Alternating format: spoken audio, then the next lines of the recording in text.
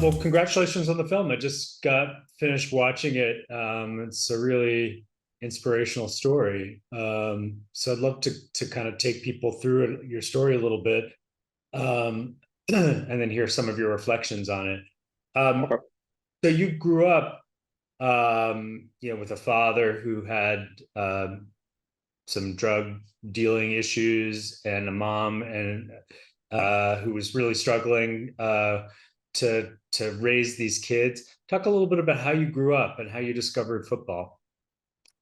Yeah, so early in my childhood, my father was in and out of prison, and it left my mother, carrying the weight a lot of the times, especially the last time he went into prison. We didn't expect him to get out at all. He went in with, I believe, 22 felonies, and he had charges, you know, that were punishable by life. He had three new charges once he went in. One was punishable by life. I believe another was punishable by like 20 years, and then I forgot how long the third one was. So we didn't expect him to get out. And my mother's having to raise five kids on her own, working 2 to 3 jobs at a time. We're finding ourselves homeless, bouncing around from place to place, just finding places to lay our head and get some food. Ultimately, we went into every day not knowing where the meals would come from because money had gotten tight. Just remember my mom. At times she didn't have the money to get diapers and things of that nature. And throughout that struggle, things were tough. And then by surprise, my father, a few years later, he gets out of prison through a technicality. They lost a lot of his paperwork, so he was able to get released.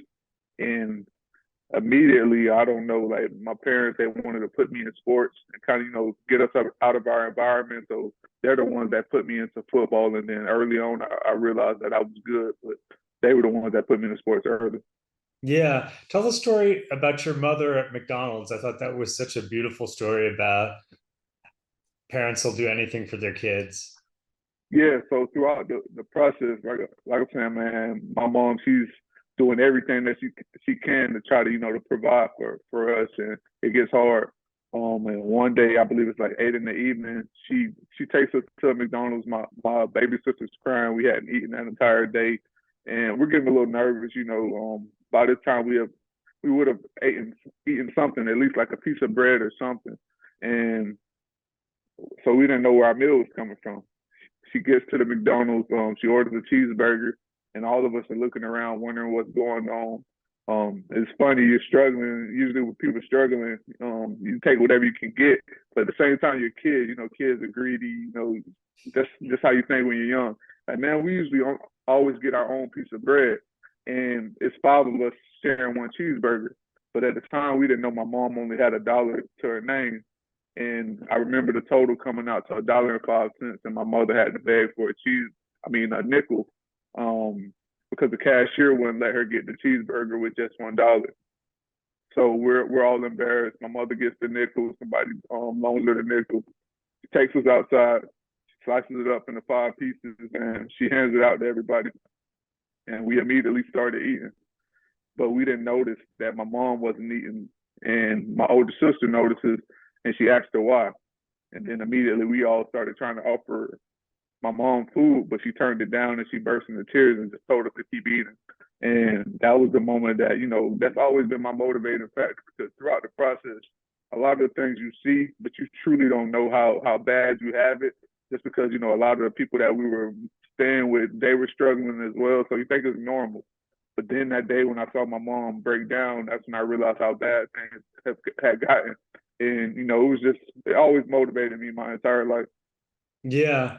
And you've really found success in football in high school and in college. Talk a little bit about, what kind of leadership that you role you found yourself in playing football and how that, helped you to find something of yourself. Yeah, early on in sports, I saw the gift that I had, and I was always a lead by example guy. So, going through and just having success on the field and being a natural hard worker, that gave me opportunities, to display my leadership on the field. And in high school, I ended up being one of the top players in the country. Uh, all, all American, all state, all of those things, and I'm getting offered by all of these different schools.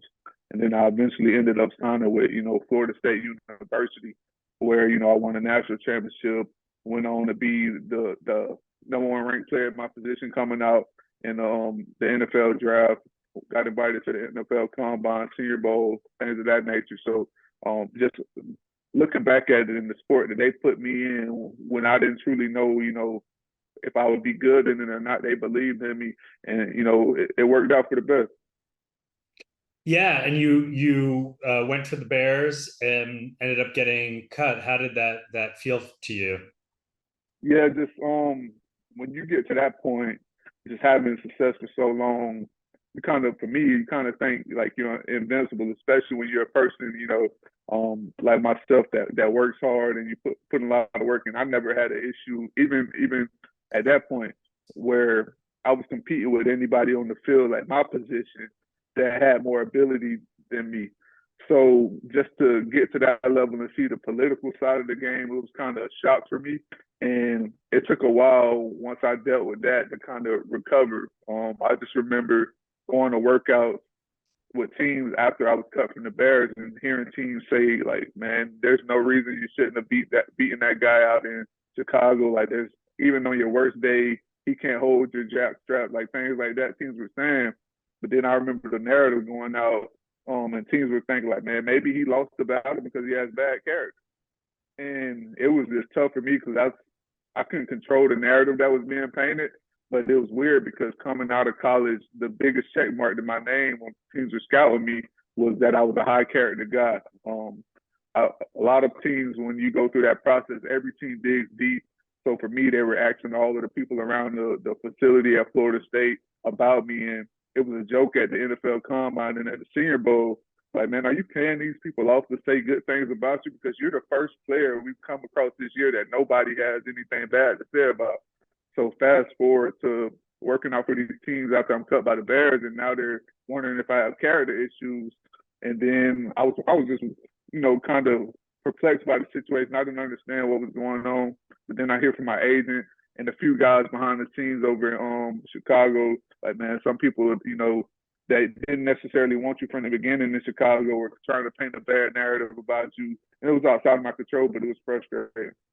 Yeah, it must have been really frustrating. So talk a little bit about you after that experience, you got into dealing a bit. Talk about, how you got there and how you got out of it. Okay, yeah. So I didn't immediately dive into it after the NFL career ended. I tried out for this developmental league. It was called the Alliance of American Football, kind of to try to get back into the NFL, and then that league collapsed. And after that, that's kind of when I was like, man, I've dished out all of my money. I don't have anything left. And I was kind of bitter because I knew I had all the skills and everything. And just, being green and new to a lot of the business side of the world, I was like, man, I can't go back to being broke. It's one thing being broke growing up, but when you're broken and you come and you're able to live a good life, travel all over the country, and then you have to go back to being broke, it's like I have no interest in going back to that. So, out of a place of bitterness and desperation, I turned to the street life. And, I was just, moving a lot of marijuana at high levels. And from a short period, I went from like $650 in my account to over what I would say like 60,000 in like 3 4 months. Wow.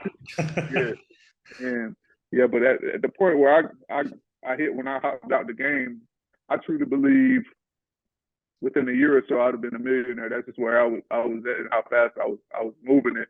But I still felt the emptiness inside of me. I felt like I wasn't achieving anything in the world. It was a lot of that money was just a bandage for the pain that I was dealing with, that I was running from. Every single day I'm going through not only distributing all the marijuana, I'm keeping a personal package for myself every day, just making sure I can smoke as much as I possibly can. Every single day I'm loaded, just so I never had to deal with that pain and that emptiness on the inside of me. But at some point, I just, I don't know, throughout some of the pain and the struggle and just dealing with some of those obstacles, like, now I got to stop running from this. I got to deal with it. Yeah, and what was the turning point for you that made you want to get out? I remember one guy when I had a transaction one day, and it was like $10,000, and he just he looked at me like he was disappointed in me. I didn't know, I didn't know the guy. I didn't deal with him because I trusted a mutual friend that contacted me about the deal, and I guess he remembered me from sports. And like, man, you shouldn't be out here. And it was weird to me at the time because it's like, and I just made $10,000 off of you. And I'm not talking about $10,000 to where I get a certain percentage. Like I made $10,000 profit. I forgot how much the deal was, but I just remember I made $10,000 profit. Like, I put this in my pocket right now. Um, and he was like, "Man, you're wasting your life out here. You can do so much more in the world." And I remember having another deal with him later on down the line, and he just looked at me disappointed, didn't say anything. We exchanged the money. He just looked at me disappointed and just walked off. And that always just stood in my head. And like, man, I got to change my life at some point because I knew I was wasting my life. I didn't go to college all of these years, go through all this struggle just to come back and do this. Like I didn't even have to go to college. I didn't have to graduate high school to do any of these things. So I knew I was wasting my life, and ultimately just getting into some situations, with law enforcement and things like that, it forced me out and allowed me to wake up. And that lifestyle, one thing you have people that get into trouble with law enforcement and then they get out and they think that they're invincible. Like, man, I just beat them, I cheated the game, and the worst thing you can do at that point is feel like, all right, I know how to maneuver through these things to beat law enforcement and make sure that I stay out of prison. But really, you just got lucky, and that's what I came to the realization. I got lucky. I should be in prison right now. I should be dead. So if I have an opportunity to live my life right now, I'm taking a chance and I'm going the other way. I may fall flat on my face, but now I got a daughter that needs me to take care of her. So I'm going to go in a different direction. I truly believe that there's something out there for me to do, and there's a reason that I got out of this situation. So I'm going to figure out what it is.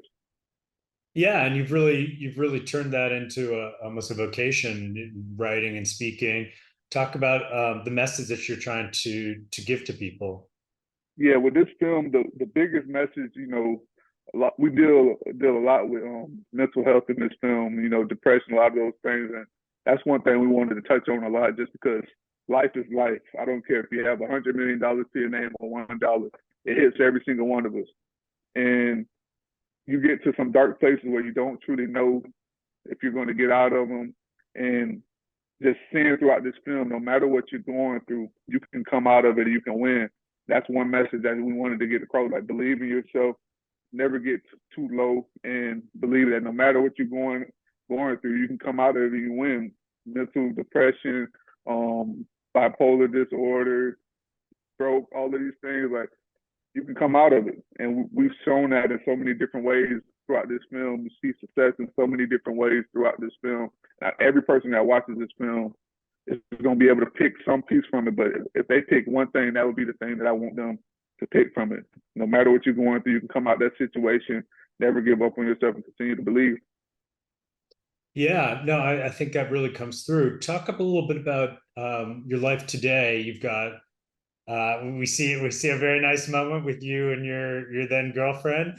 Talk a little bit about your family and your life today, and looking. What does it feel like looking back on your past life from the perspective of where you are now?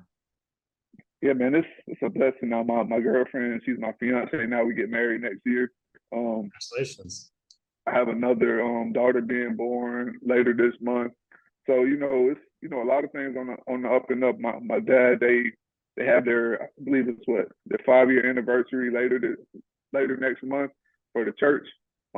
So just seeing his transformation in the film, and a lot of the family members, and a lot of the people in the film, like you see some of the cast that I know people are going to fall in love with, how they've made crazy transformations. So it's something we may come back to in a few years, but yeah, it's crazy how fast things have moved. But just looking back at where we were a few years ago and how things have moved fast since then, it's true. Like I said, man, you can overcome any situation, and when you're moving in your purpose is different. Like all that money I was making, fast money as well, and like I said, I could have been making millions of dollars, but to feel like I would have been empty, that I was wasting my life. And now to see where things are, where I'm impacting lives, I'm potentially saving lives, and just to go back to when I wrote the book, I remember people reaching out to me and telling me that I kept them from taking their life. They were planning on committing suicide before reading my book. And just now knowing that my story, my pain, my struggles, and the stories of others in this film, they will do the same for a lot of people across this world. That's one thing I'm proud of. Thanks for watching the You Interview channel. With over 3,000 original celebrity videos, we have one of the largest collections of celebrity interviews anywhere. So remember to like and comment on our videos and subscribe to the channel. If you want to get more involved, you can become a member of the channel. Membership has its perks. You can see exclusive celebrity videos and get the opportunity to ask our celebrity guests questions. We can't wait to hear from you.